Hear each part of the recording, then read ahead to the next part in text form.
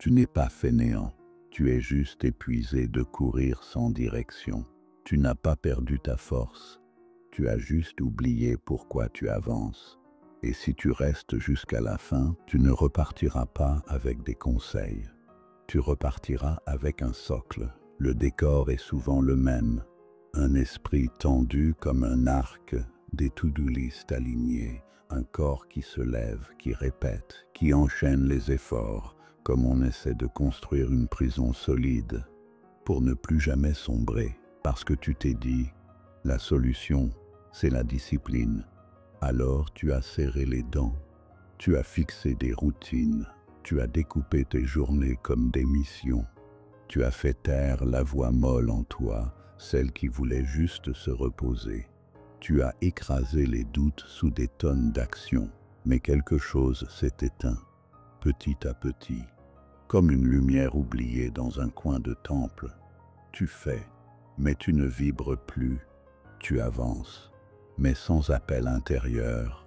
Tu accomplis, mais chaque victoire a un goût de poussière, parce qu'il te manque une chose que la discipline ne remplace pas, le sens.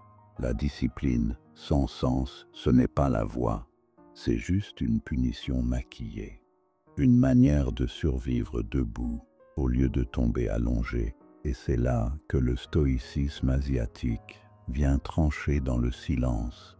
Il ne te demande pas d'abandonner l'effort, il te demande de lui redonner une âme, de ne plus faire par peur, mais de faire en lien avec ce que tu veux vraiment protéger, en lien avec ce qui, en toi, brûle encore, parce qu'il y a un feu en toi.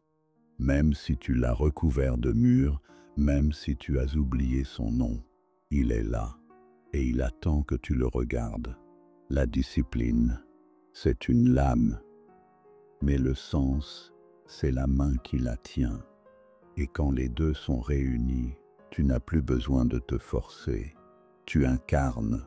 Alors, au lieu de te demander ce que tu dois faire demain, demande-toi plutôt pourquoi je veux être droit, pourquoi je veux cette maîtrise, pourquoi je veux construire quelque chose de solide. Et si tu n'as pas la réponse, ce n'est pas grave.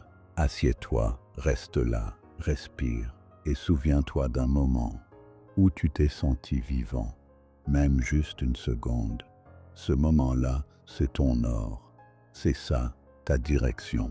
Ta discipline n'est pas là pour te blesser.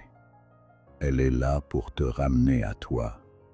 Mais sans sens, elle devient froide, autoritaire, mécanique. La vraie discipline n'est pas une punition, c'est un rituel, un retour sacré, un acte d'amour, un pont entre ce que tu crois être et ce que tu es vraiment.